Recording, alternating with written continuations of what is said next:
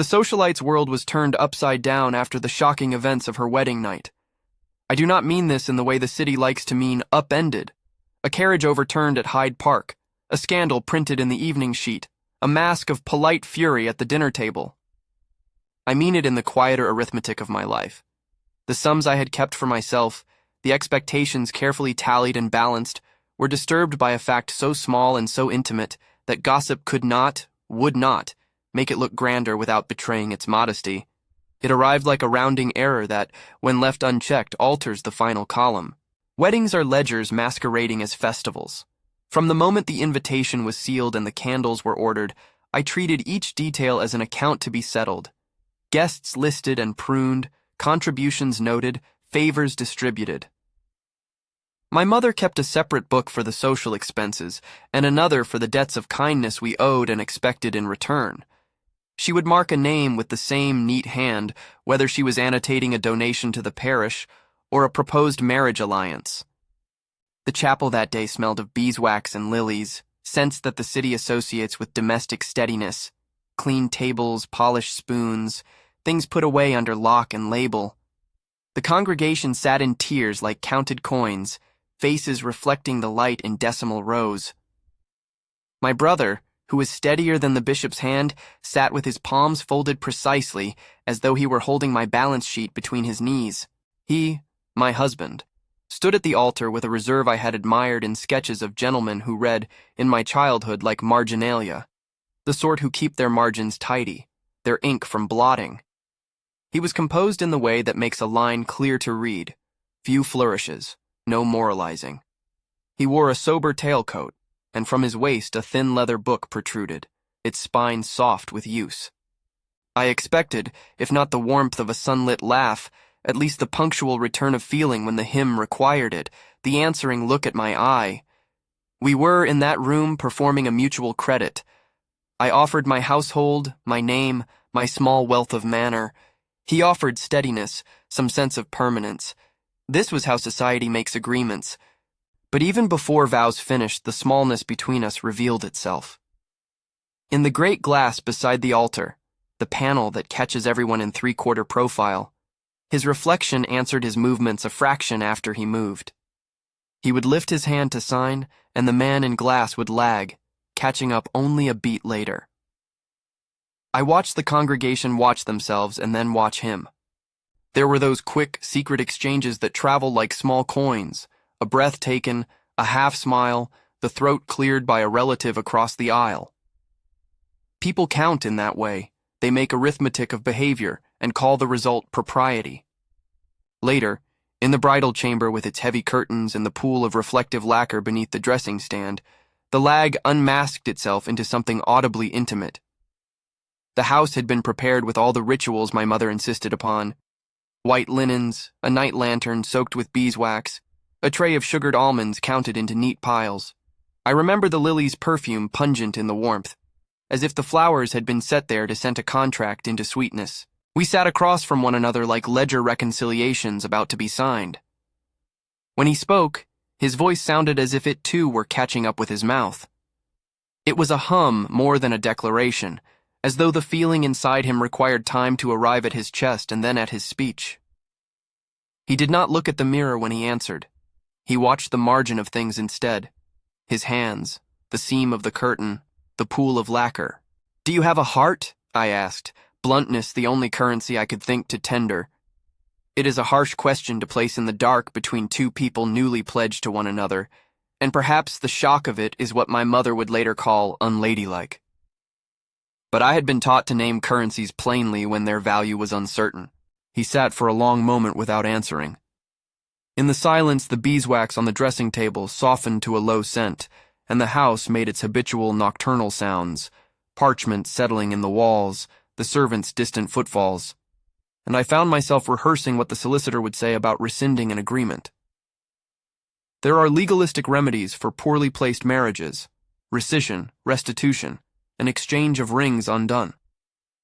The solicitor's voice, crisp and efficient, had often punctuated our family conversations like a closing ledger. I could hear his words in my mind as if they were printed in the margin beside my mother's accounts. At last he spoke. "I am delayed. he said simply, as though reading from an entry in his leather book. It takes me longer to arrive at the place feeling is kept. There is something oddly precise about the phrase, delayed, as if to announce a tardy train rather than an absence.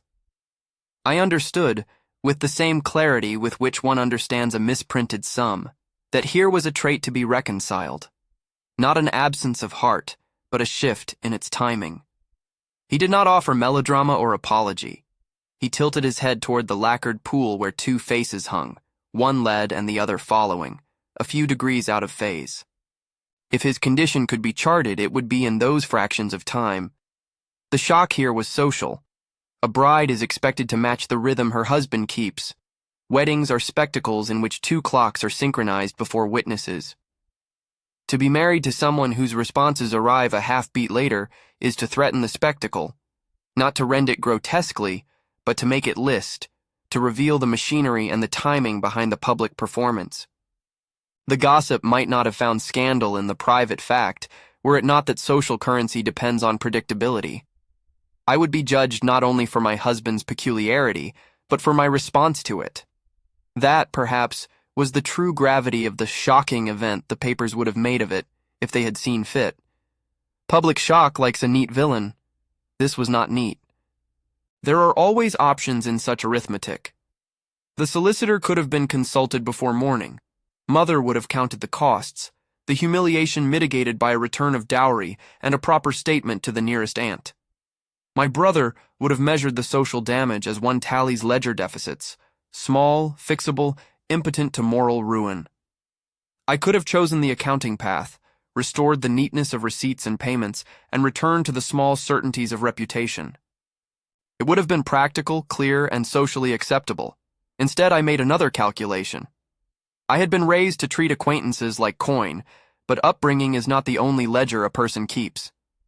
There is also a private book, less tidy, with margins for error and annotations of gratitude, where one records the small kindnesses, the instances where a cup was held steady through a storm.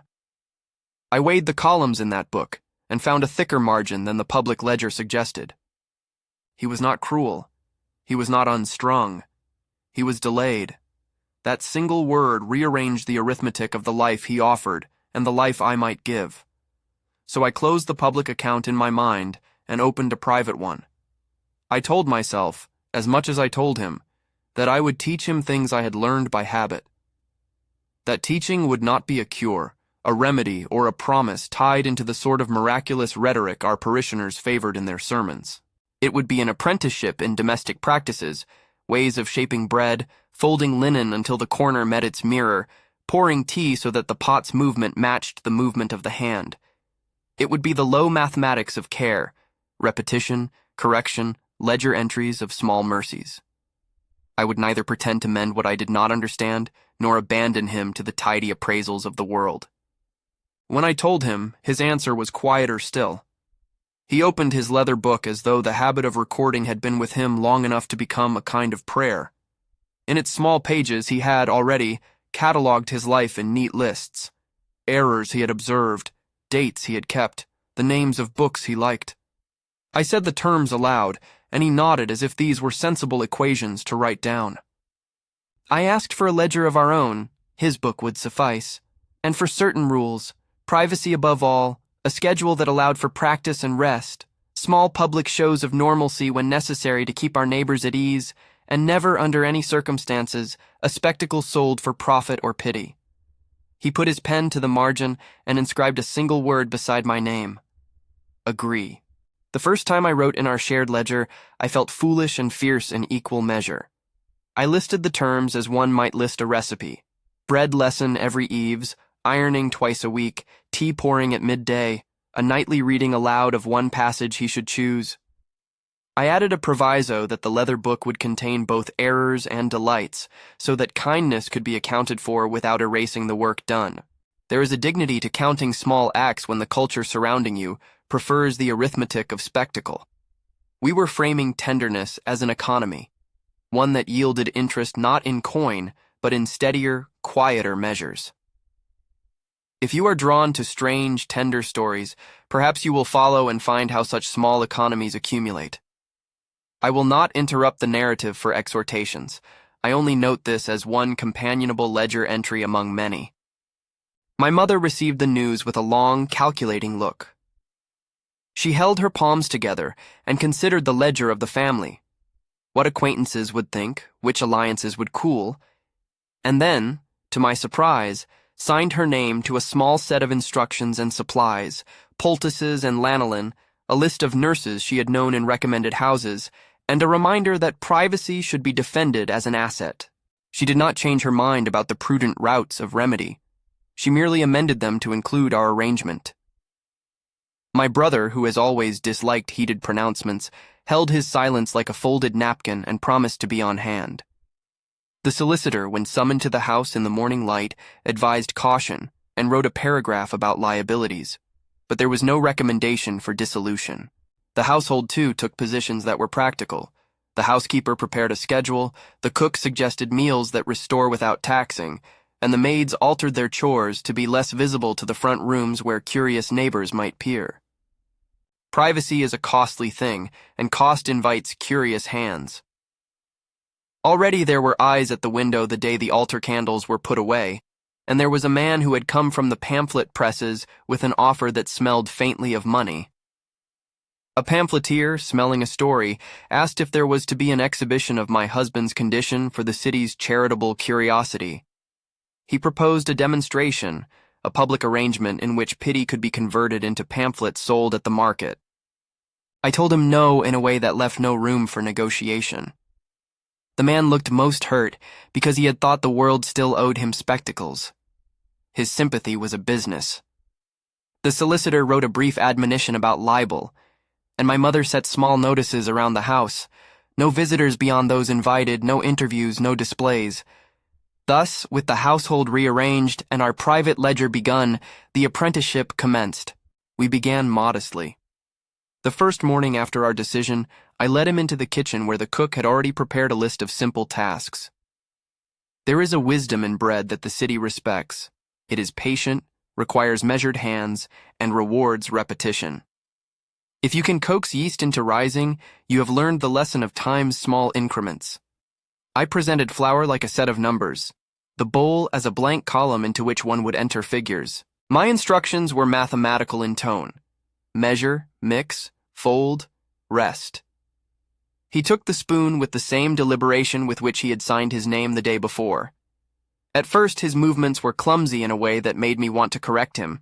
Then, seeing the care of his hands, I merely adjusted my own and let ours synchronize like two small machines finding a tempo.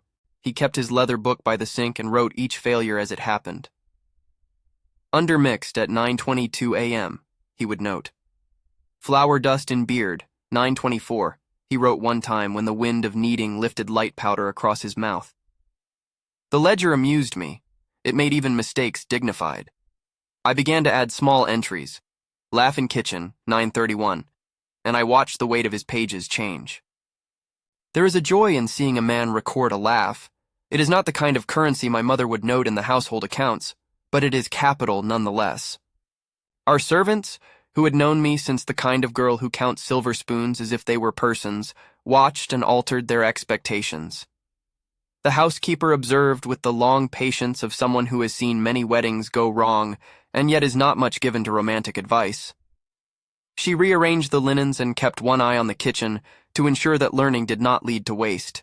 The cook, a blunt woman with strong palms, gave him the simplest of tasks: scrape down the bowl, fold until the dough felt like a soft cheek. When the dough stuck to his fingers, she smiled and taught him to oil his hands. When the loaf collapsed in the oven, she offered a wry consolation and a note in the margin of the ledger. Practice makes better. Neighbors took their measure in small ways. A widow opposite brought over a saucer of cream when she heard the kettle. A child left a daisy on the thresholds. Gossip is arithmetic at rest, and it added sums of its own. Curious glances, a letter slipped through the gate, a polite invitation that was as much a test as an offer of tea. We responded with small normalities, a luncheon with selected acquaintances, a walk in the square where our coordinated steps would reassure onlookers. In public, we performed the household's usual transactions. In private, we rehearsed the economy of tenderness. When night fell, I sat with my ledger at the foot of our bed and read the day's entries. They have a way of telling truth when conversation is shy. In the margins beside undermixed, I had written, "He laughed when the dough leapt like a child." That laugh, which was in itself a small gratuity, felt like interest paid on a principle too often overlooked. And there were other lines. He paused twice tonight before answering Mother's question at dinner. Delay noted. And under that, he reached for my card after sermon, tender with stamps. Expectation makes people unhappy. It is unforgiving in its rigidity. My own expectations had been tight as a corset, and loosening them required a reckoning with vanity. The ledger taught me to let go of some blindness.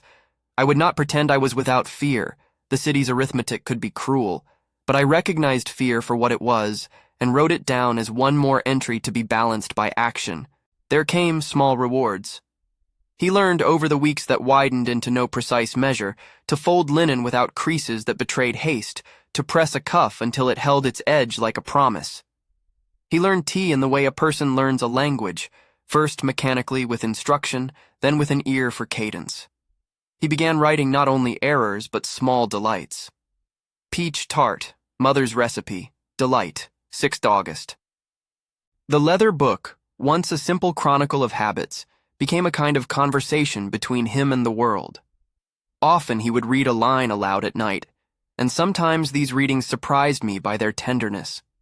There is an intimacy in hearing a man catalog the taste of peach and call it delight on paper, and yet the delay did not vanish overnight. He would still answer a beat too late when a jest required that beat be immediate. There were moments when his eyes arrived slow to my face, when a laugh was slightly trailing, when the pool at the foot of the dressing table seemed to keep us at an irregular distance. Difference remained, and difference will always attract attention. That was something to be managed, not cured. On an evening when the air had the faint metallic smell of coming rain, I found him at the reflecting pool, the surface catching our two images in a way that made them appear to swim independently. I stood behind him, and in the lacquered black his hand reached for mine a half-second later than my own. He looked up and, without facial flourish, took my fingers in both palms and said, "I am learning to arrive sooner." It was not a pronouncement of completion, merely an observation of progress. In the ledger of habits, progress reads like small deposits. I added the line with my pen, "Arrive sooner, 5 September." It felt like writing a seed into soil. There were setbacks and tests the household could not entirely contain. The solicitor, who by profession inhabits the world of consequences, called a luncheon to sound our readiness for society's scrutiny. My mother invited a handful of friends whose opinion functioned like a thermometer. They offered polite assessments that required no adjustments. We went through the motions, our steps measured on the floorboards like proofs, but the event was not a judgment so much as a gentling. Little by little, the city adjusted its arithmetic to include our irregular column. I am aware that this is not the language of fireworks, nor of tidy redemption. My page is not a confessional of triumph, and I will not sell the story as such. What I will say is that on the morning when he first made a loaf that did not collapse, and we ate it warm and unembarrassed, a small hush fell in the kitchen, as if the house itself had taken notice. The leather book that evening contained an entry I will keep. Loaf stood, laughter spontaneous, 11 November. The notation is dull compared to the way the city prefers its accounts to be kept, but it is the sort of record that, when accumulated, counts for something. There remains still the matter of the pamphleteer, and those who would recast our intimacies into marketable oddities. There are always men who will try to turn tenderness into spectacle. A neighbor, thinking he acted kindly, left a note suggesting a demonstration to raise funds and curiosity. I burned that note. It was not vicious to do so. It was simply the action of someone who keeps a ledger and knows which entries are private. The house, after months of these small economies, began to feel as if two clocks could coexist. Mine, which had always been precise and impatient, and his, which held a soft, lagging hum, like a tune learned in slow time. They did not synchronize perfectly. Sometimes our steps led, sometimes they followed. What mattered to me was the pattern of our days. how the small acts of care gathered and deposited interest into something like trust. It is at this measure that I leave the recounting for now. There was a morning not long after the first successful loaf when I reached across the table to correct his grip on a pastry brush. Our hands touched and lingered. There was no great confession, no trumpet of revelation, only the practical contact of instruction becoming something more. The cook, who had grown fond of both of us in the polite way of household staff, looked on and made an unobtrusive note in her own book. In the margin of my ledger that night, I wrote a brief line. Hands linger. Small gesture, 2nd December. The entry is plain, as all true accounts are. The rest of that day contained a small drama of its own. A misdelivered letter from a curious aunt, a solicitor's minor inquiry about our social obligations, and the arrival of a winter storm that kept the town's gossip inside where it would not be seen. Inside the house, our patterns went on like the sound of the kettle, constant, comforting, sometimes a little shrill, sometimes gentle. When I look back across those first months, at the ledger pages I kept with my precise hand, I see arithmetic that would not have impressed our social circle, many small entries, some inadvertent losses, a few days when the account ran red with worry. But I also see, between the lines, the accrual of a different capital, the kind that buys dignity and quiet. The city may call the wedding night shocking, but shock, I have learned, need not be an end. Sometimes it is only a beginning, a disturbance that forces an accounting and, if one chooses otherwise than the world expects, a life remade by daily practice. There were many more lessons to be taught, and many more tests still to come. Nights of fever and slips on wet stairs, a scalding that the housekeeper feared might set a serious course, and the uncertain presence of those who profit from other people's peculiarities. But for a while at least, the ledger filled with the small mercies of bread and warm linen, the quiet compounding of patient acts. I will tell those nights in their time, and I will not pretend the account is settled. For now, I set the pen down at the edge of the next page and prepare the kettle, for there is a loaf to be turned and a lesson to be finished. I set the pen down at the edge of the next page and prepared the kettle, because there was always a practical thing to do, and the practical often steadied the mind. The loaf I had set in the oven needed turning. The cook's watchful eye would make some note about the heat. The day had its small demands that refused the dramatics of rumor and the impatience of friends. In the rooms of the house, the ordinary chores gathered like a chorus, and I found the cadence comforting. Stir, fold, press, iron, measures that did not demand rhetoric, only attention. The next weeks kept to that quiet insistence. Lessons multiplied into habits. He learned to knead with a wrist that would not hurry, to press cuffs until they held an edge, to pour tea in a straight arc that did not spill on the napkin. I taught him the geometry of a fold and the patience of resting dough. He taught me the patience of waiting for an answer that would come late but be true to itself. The leather book that had begun as a ledger of observations grew pages threaded with both clumsiness and small delights. When he wrote, undermixed 1018, I added beside it in a smaller hand, he laughed, flower on lip, 1019. The margin was becoming a place where error and tenderness could sit together like two coiled birds. Our household adjusted, as households will. The housekeeper kept a schedule on a tablet of paper that bore the stains of many years of domestic problem-solving. She was a woman of few words and many practical sympathies. She treated my husband's delay with the same equipoise she applied to a damp cellar or a leaking gutter. The cook, who had a knack for consoling people with warm things and sound advice, taught him to oil his hands, to let them slide through the dough as if through talk. Hands that hold become hands that know, she said once, as if pronouncing a proverb, and slipped a bead of fat across his knuckles to keep the dough from sticking. The maids adjusted their sight lines. They kept curtains drawn when a neighbor glanced too often. They learned the times when the household should seem most ordinary and arranged themselves as a kindly audience rather than a curious tribunal. Neighbors continued their arithmetic in the margins. Sometimes the sums were small and generous.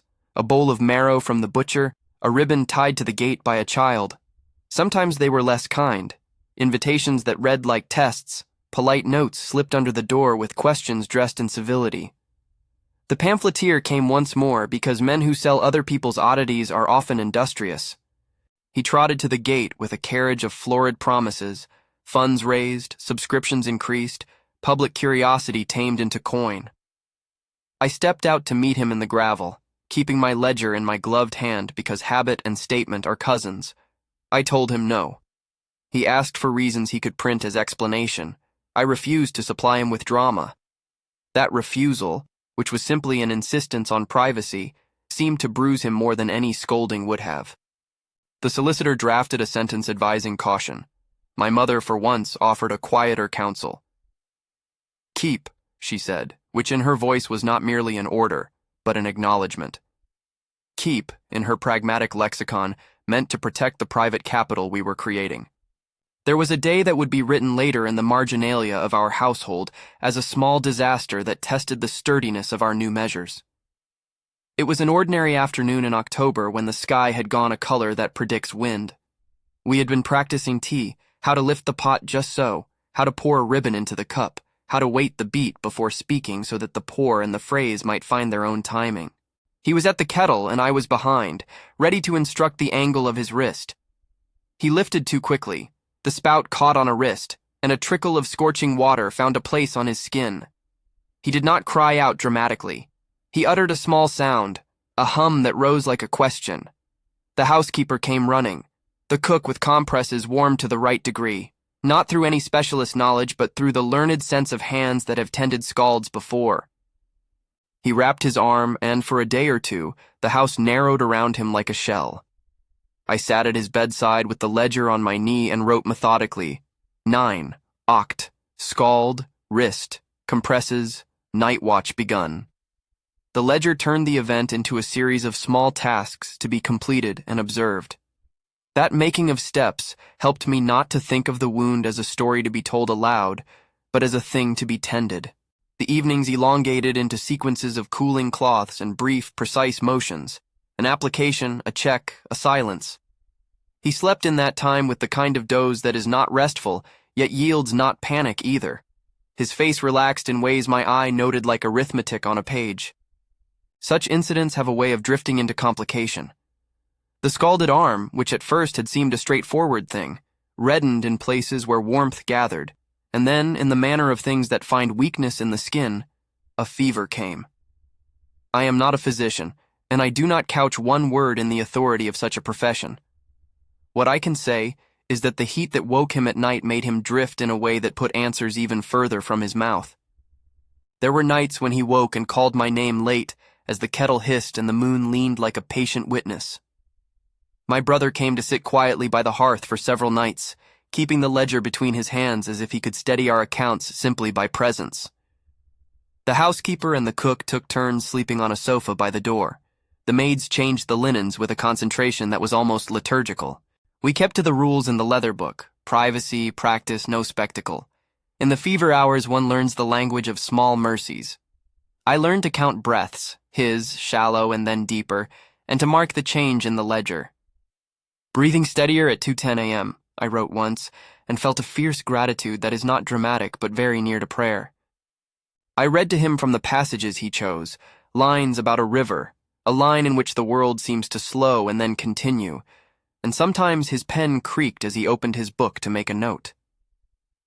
When the fever peaked, he spoke confusedly of clocks that ran on 2 speeds, of reflections that lingered behind the face that made them. Such speech felt like the fumbling of a man whose measures had been shaken but were not broken. None of it lent itself to sensational copy. It was interior, a private arithmetic of wellness and worry.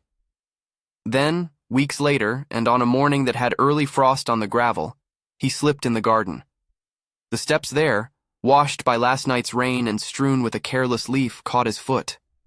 He fell more heavily than any of us expected, and when he did not rise, a new, harsher hush settled on the house. The brother lifted him as though handling a ledger too full of pages and called for the housekeeper. The cook fetched hot broth.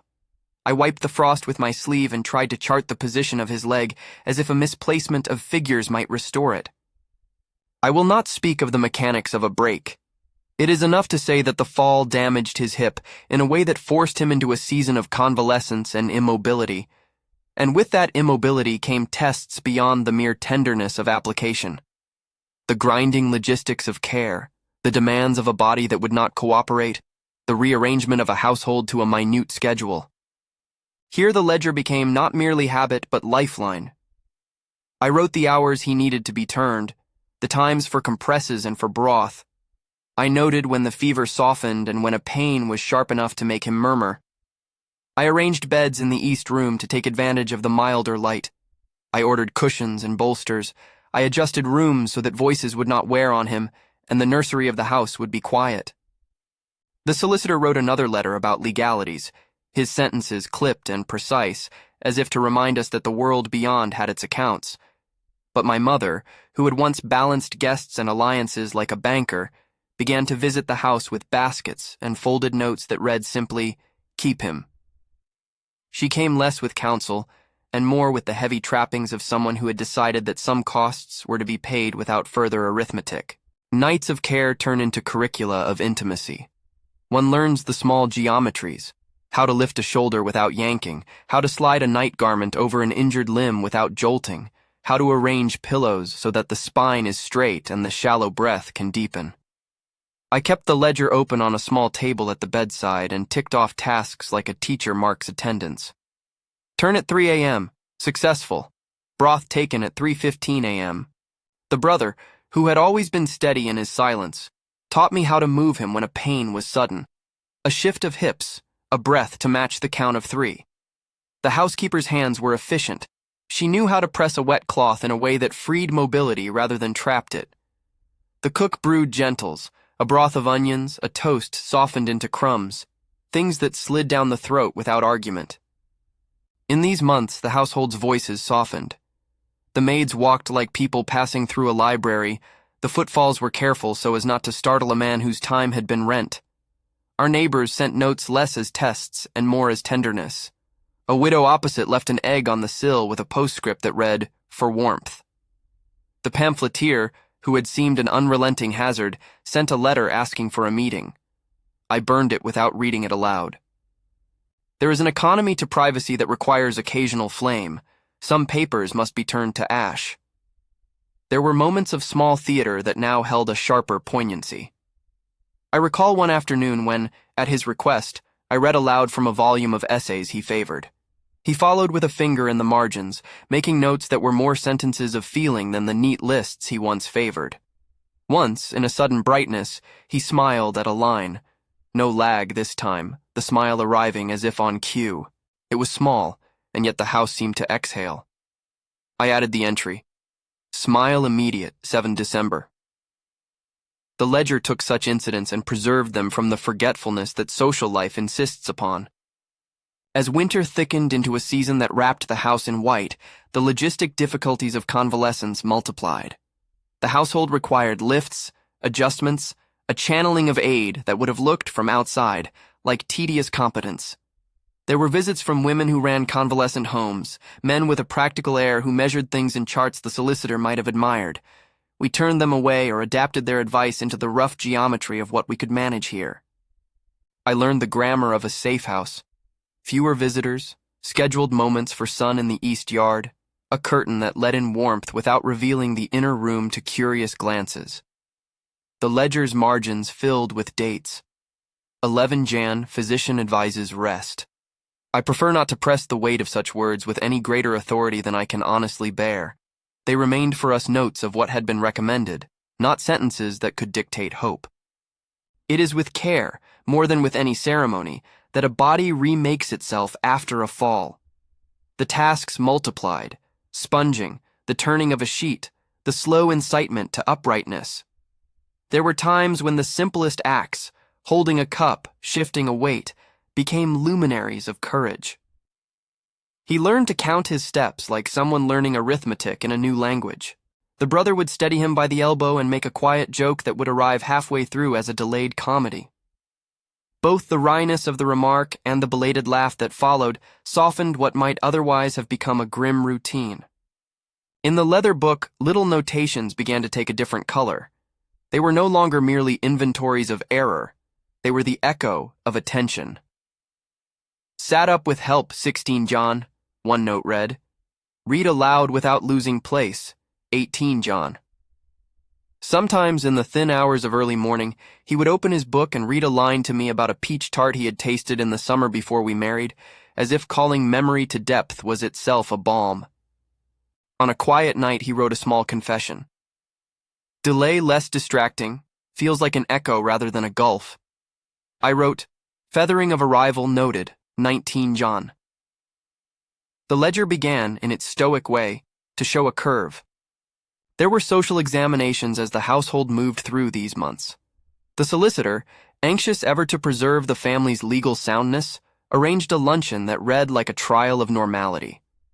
My mother invited a scattering of acquaintances whose opinions operated like thermometers. She watched them as she might an instrument, willing them to temper.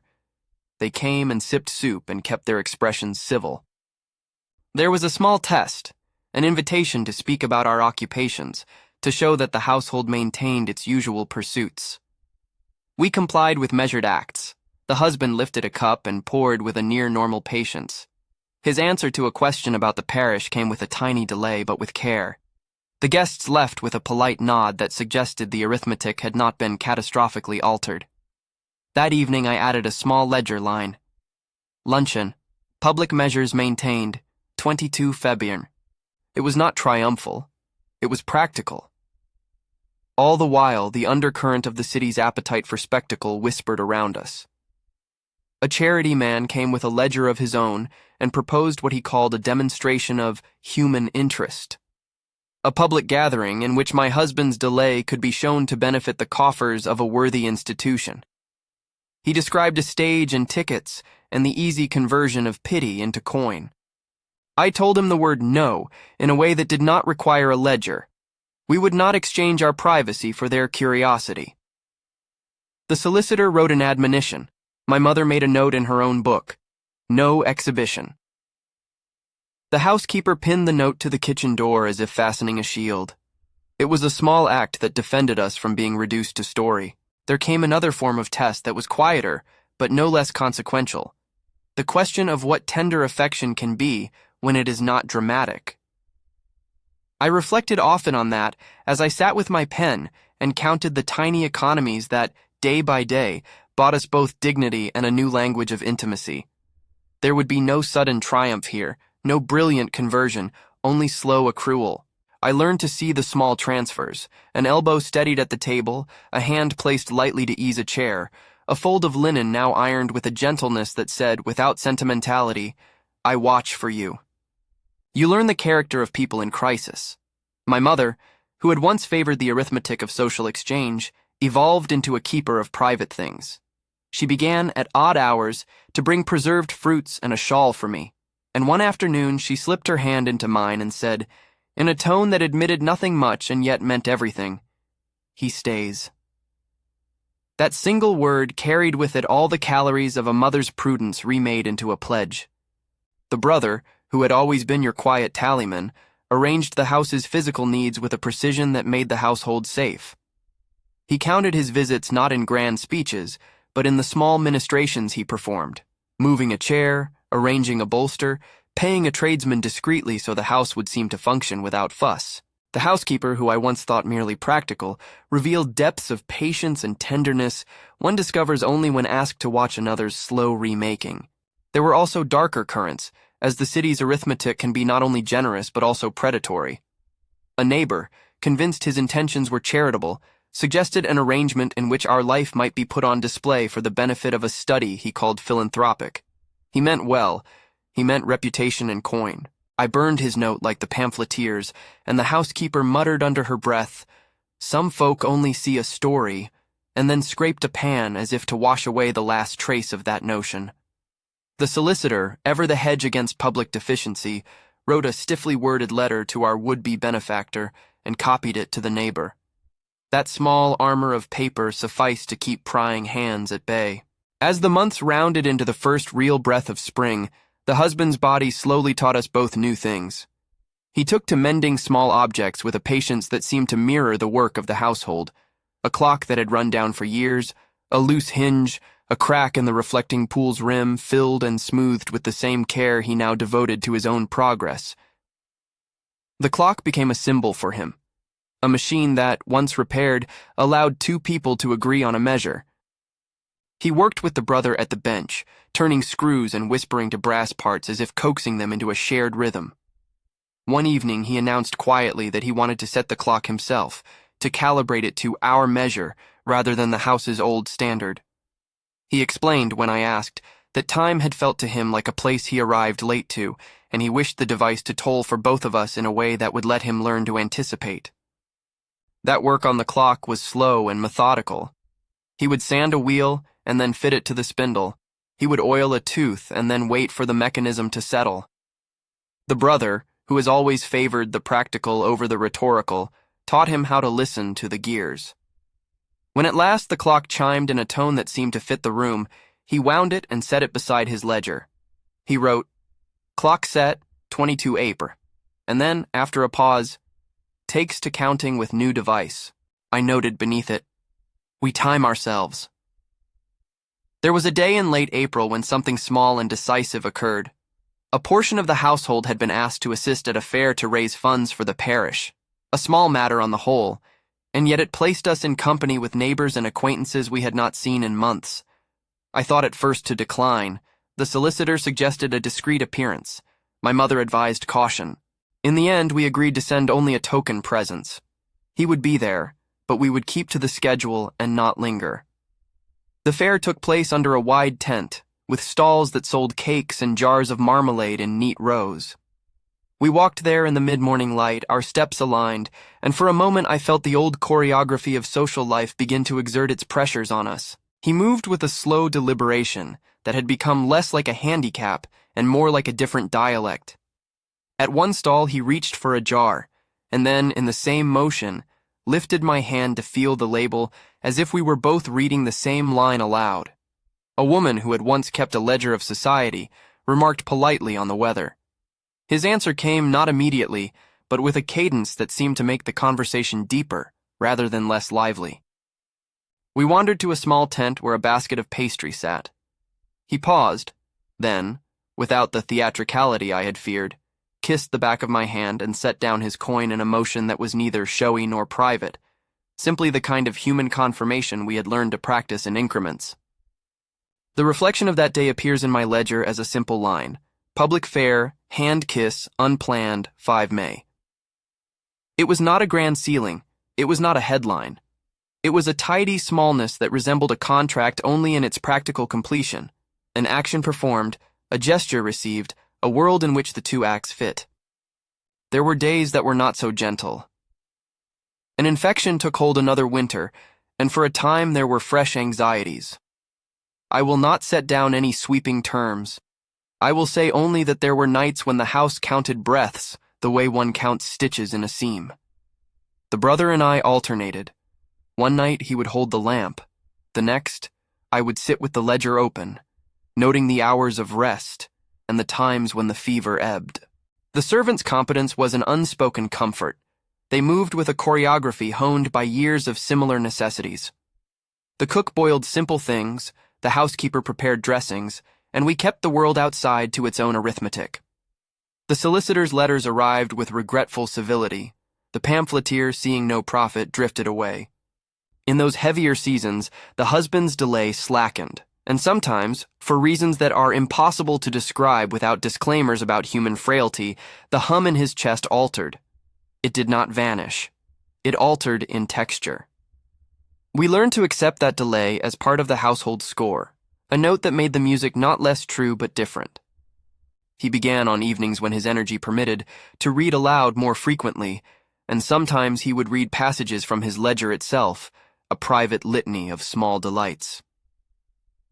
Peach tart, delight, 11 Nov, he read one night, and for a long time the housekeeper lingered in the doorway as if savoring the sound of the book being read aloud like scripture. During the months that followed the fracture and the infection, our lives arranged themselves around schedules which were at once domestic and devotional.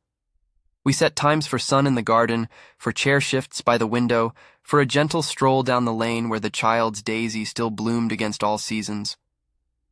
We kept the public at a distance and allowed our intimacies to consolidate.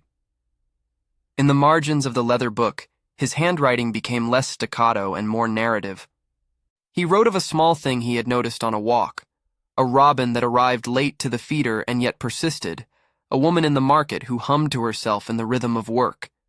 He learned to look for details in a way that had once seemed foreign to him. There is a moment in every long affliction when the caregiver must confront the possibility of being consumed by it. One evening, tired from a night's vigil, I caught myself measuring my life only in terms of tasks completed and margins reconciled. The ledger, which had been my friend's solace, threatened to become an instrument of exhaustion.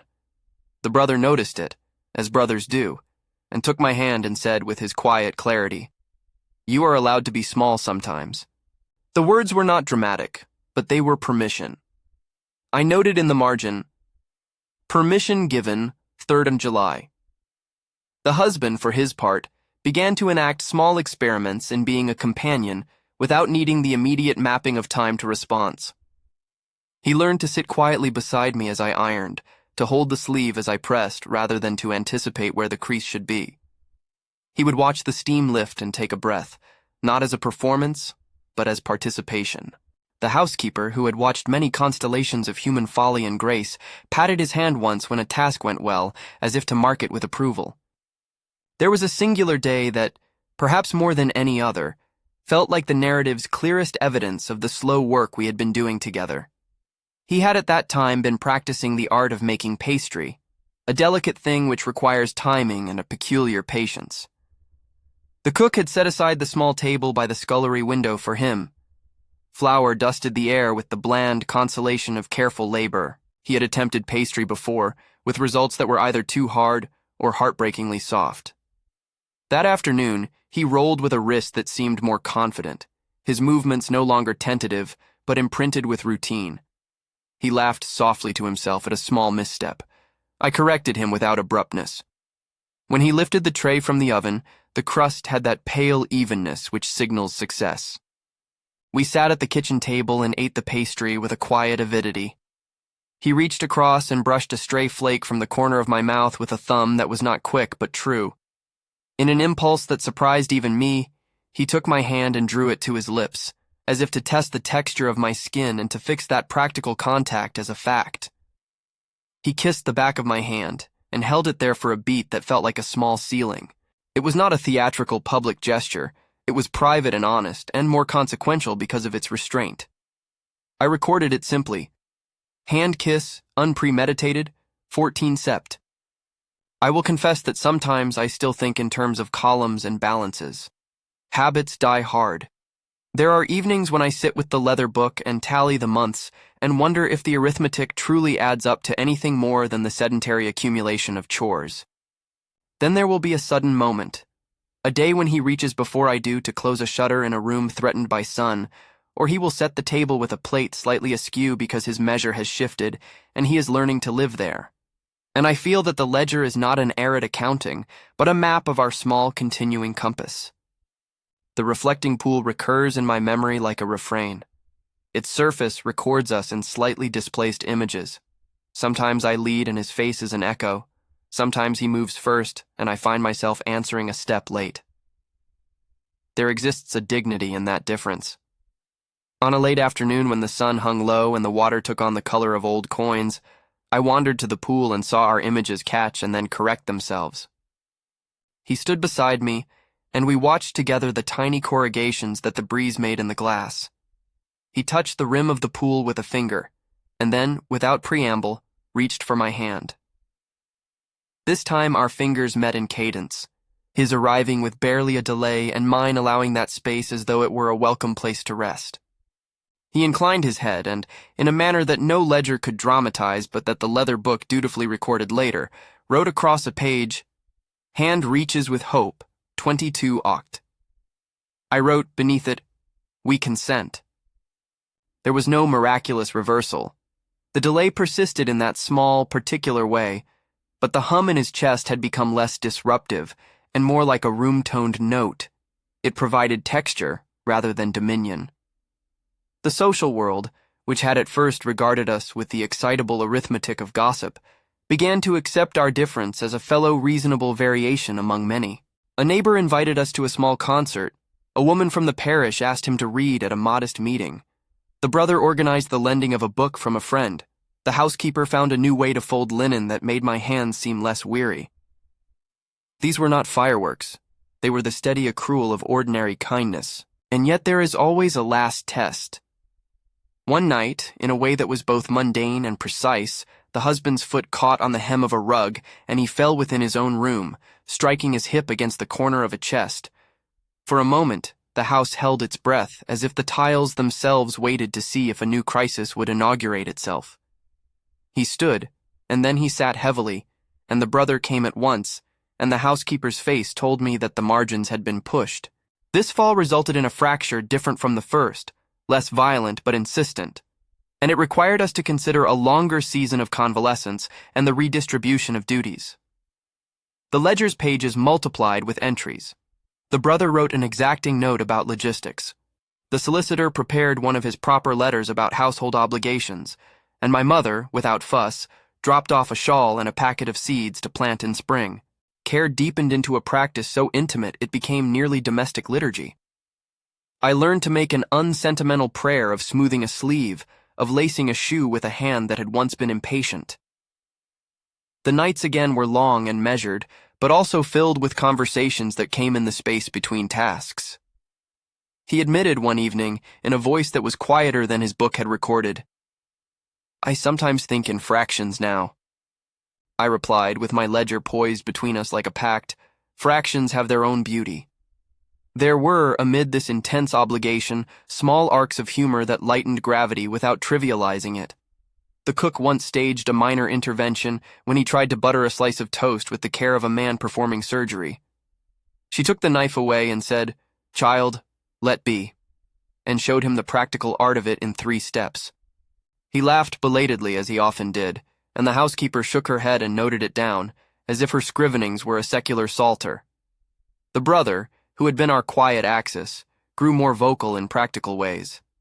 He sent word to the solicitor to arrange for a small modification in the house, ramps, smoother thresholds, so that when the husband wished to move about, he could do so without being betrayed by the architecture. The workman arrived with a modest list of adjustments, and I watched as our rooms were made to accommodate a different measure of motion. These changes were not ornamental. They were the literal acceptance of another's shape. There came, in the slow accretion of months, a day when the husband announced he would try to walk, unaided, across the garden. It was not a dramatic decision. It was practical and necessary. The season leaned into late spring. The air tasted of primroses, and the light made the gravel look like sifted flour. He took my hand and then, with a steadiness that had been learned and practiced, placed his other hand upon the brother's arm and stepped.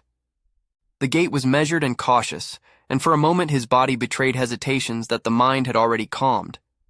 He walked a few paces, then more, and finally set himself upon a bench where the reflecting pool gathered the afternoon.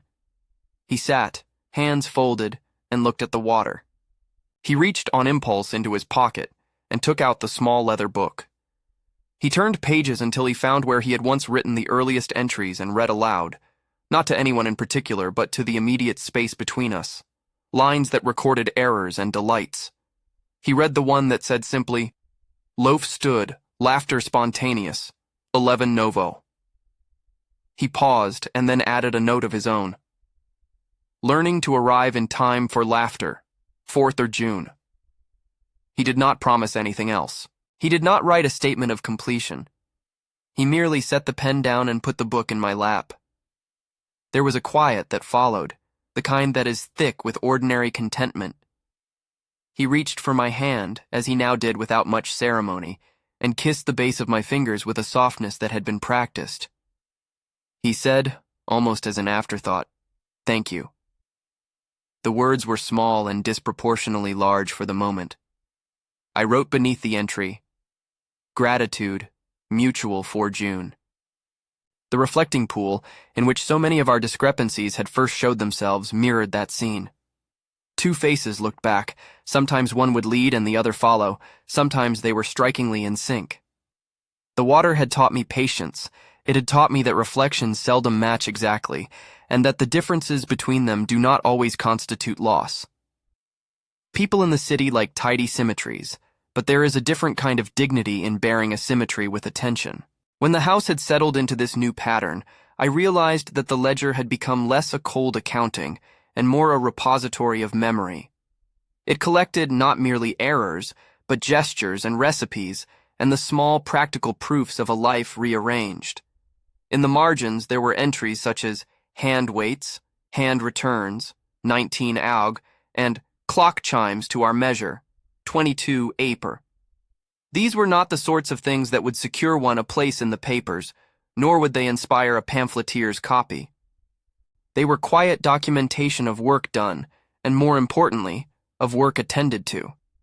There were moments of friction, of course. The city's arithmetic is stubborn. It will recalibrate itself only with time, and often with reluctance. Old acquaintances who had once been easy with their glances found it difficult to alter their rhythm. A cousin made a remark at a funeral about peculiarities, which, though meant kindly, betrayed a slippage of taste. We responded, as always, with a ledger entry and a decision, to continue our life without surrendering privacy and to refuse the conversion of tenderness into spectacle. Still, I will not paint this as either unmitigated triumph or saintly endurance. There were days when impatience visited me. There were nights when I counted wrong and grew frustrated and wrote in the book an entry with a sharpness that later shame softened. There were small arguments about when it was proper to entertain company, whether a luncheon was necessary, which repairs to prioritize. We were not better than other people. We were simply engaged in a strenuous apprenticeship that asked for daily attention. The ledger held both our calumnies and our mercies, and that is perhaps its most human function. To record not only victories, but the stumbles by which they are made possible. The concluding months of the narrative I keep for the ledger as a series of dated entries and small stories. On a morning in late summer, when the light had the clear quality of finality, he rose early and went to the clock. He wound it, and then, with the slow deliberation of someone who had learned to set his own measure, adjusted its hands so that they matched our household's smallest ritual: tea at 10, reading at noon, a walk at 4. He then came to me, and in a motion that resembled both ceremony and habit, took my hand and kissed it. It was the kind of thing that newspapers would have reduced to a vignette if they had caught it. But we kept the moment private and recorded it in the leather book: clock wound, hand set to domestic liturgy, hand kiss, 25 sept. When I consider the way that the social world might have described the day's opening line, the socialite's world was turned upside down after the shocking events of her wedding night. I am not surprised it would make such a claim. The word shocking sells. Yet what that day truly did was not to overturn, but to reveal a choice: the tidy restoration of receipts and reputations, or the slow, costly labor of tending a difference. I chose the latter. The ledger shows no trumpet of miraculous cure. It shows instead a long accounting of practice, of nights turned, of loaves that stood, of hands that learned to meet. It shows the accumulation of small mercies that became, over the months and seasons, a quieter form of fidelity. We did not become a story the rest of the city recited in shorthand. The pamphleteer dissipated like smoke when he found no purchase, and the neighbor who loved his spectacles learned that some people will not perform for the marketplace. My mother, who had been the family's chief accountant in things of connection, matured into a keeper who would not readily trade privacy for applause. The solicitor's letters became more about household law than gossip. The brothers' practical ministrations maintained the architecture of a life. The servants continued their ministrations with the same patience and discretion that had shored us when we were less steady, small sacred acts of care that are the truest backbone of any household. We continued to keep the ledger. Its pages are full of inked minutes, some mundane, some small triumphs.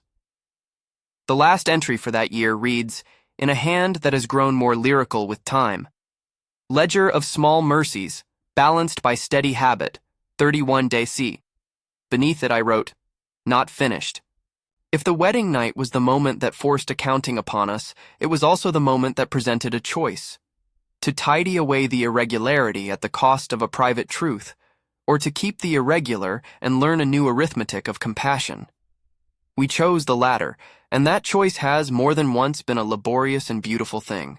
There are no grand reconciliations to report, only lives continued, measures adjusted, and the gradual accumulation of a trust that was not earned by spectacle, but by repetition.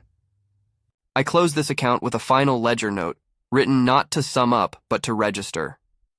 We remain different, and the difference remains dignified, as of this date. Outside, the town keeps its loud accounts and its cooler certainties. Inside, we have our slow mathematics.